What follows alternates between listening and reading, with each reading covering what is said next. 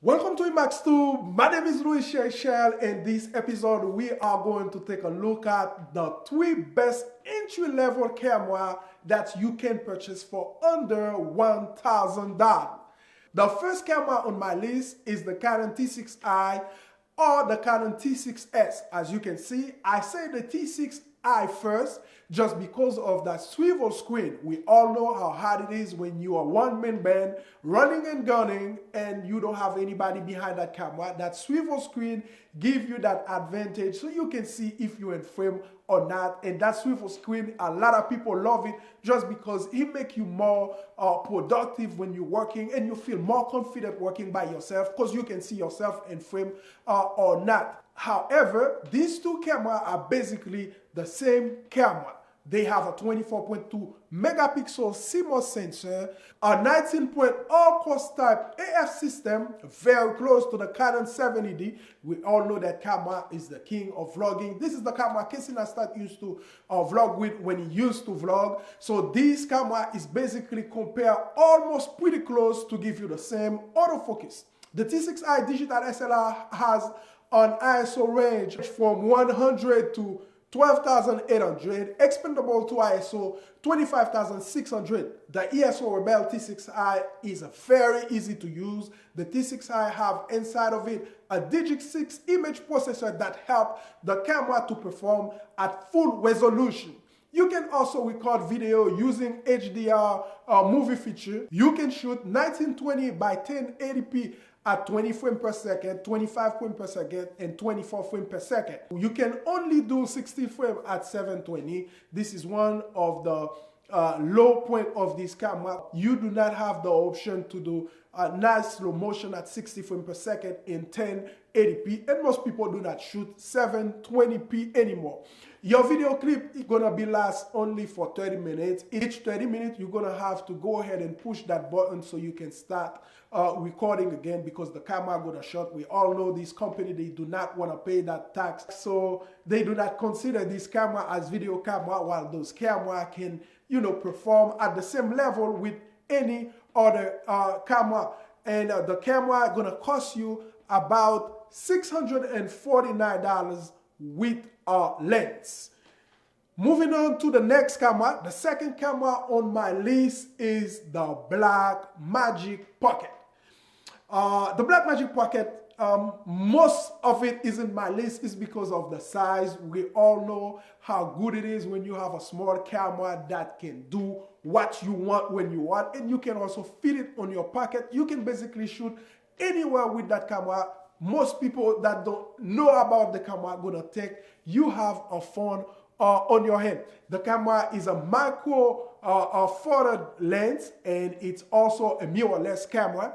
Another advantage you have, that lens selection option that you have. You can shoot with Panasonic lens. You can also shoot with Olympus lens, and we all know this gives you a variety of lens that you can mount into the Magic Pocket. The Blackmagic Pocket also have a great dynamic range up to 13 steps that help to retain image detail for color during post-production. A few drawbacks of the Blackmagic Pocket: the LED screen on the back is not a touch screen, and for you to navigate to the menu, it's gonna be kind of pretty hard for most people at this time because we all kind of used to those touch screen, and most people gonna go and run to touch the screen to see if they can change those options on the menu. The Blackmagic Pocket can shoot 1080p at 24, 25, and 30 frames per second. The Blackmagic Pocket has a headphone jack that make it great. We all know that we like to monitor our sound while shooting. The Blackmagic Pocket is in my list. If you are a shooter that love to shoot with very compact and small camera that can put great images out there, the Blackmagic Pocket is gonna be yours for about $995. The third and last camera on my list, not the least one, is the Panasonic G85. Before I go ahead and talk about the G85, let me make it clear that there is no one camera that can perform 100% on all the situation that you're gonna be presented in front of you to shoot. So you're gonna have to choose your camera and make it work. So when you shoot, you know that camera gonna help you depend on what you do. The Panasonic G85 has in-body image stabilization, no anti-aliasing filter. That's gonna help you to capture great image. Can shoot 4K video at 24 and 30 frames per second. You can also create great slow motion using that camera at 1080p because the camera can shoot 1080p at 60 frames per second. You have 4K speaking, zebra stripe, 4K photo mode, 4K cropping mode, all these options inside that small body of the Panasonic G85. It also have a mic jack, but however, no headphone jack. We have Wi-Fi, so you can connect to your cell phone or your iPad or your tablet, and doing that you can change different settings like the ISO, your white balance while you're looking through your iPhone or iPad. If this camera didn't have a swivel screen, that could help you while you're sitting and you can see what happened in front of you because you have Wi-Fi. That enable of this option for you while you're sitting, and you can control all of these things. The camera is not the best at autofocus. The camera is good, not the best. We all know the GH4 in the past wasn't that good, but this camera, even though it's not the best, but it's not as bad as the GH4. It's a little bit better than the GH4. Like I said on the beginning, talking about the G85, I said no camera can do the best thing, but this camera for under $1,000, you got a camera that has in-body image stabilization, no anti-aliasing filter, a camera that can shoot 4K, 4K cropping mode. That cropping mode, basically, the 4K live cropping mode basically gives you the option to introduce motion on your image while shooting. And this camera can be yours for about $897 body only. And I can bet you if you add another $100 to make it to $1,000, they also give you a lens for 12 to 60 millimeter. So basically this camera from 0 to 1,000, it's a good camera with a lens for under $1,000. Those are the three cameras I put on my list. Basically the Canon T6i or T6s. We talk about the Blackmagic Pocket and also the Panasonic G85.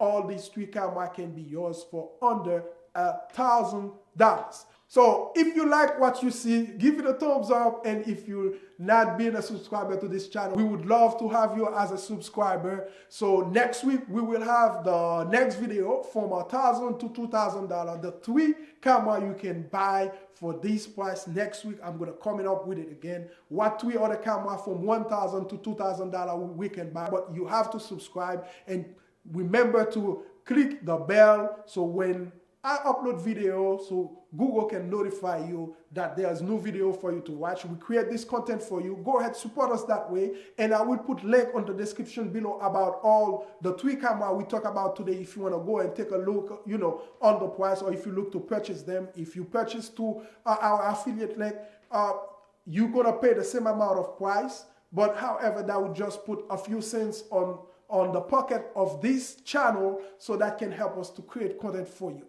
So if you like the video, like I said, give it a thumbs up. And as always, I will catch you on the next video.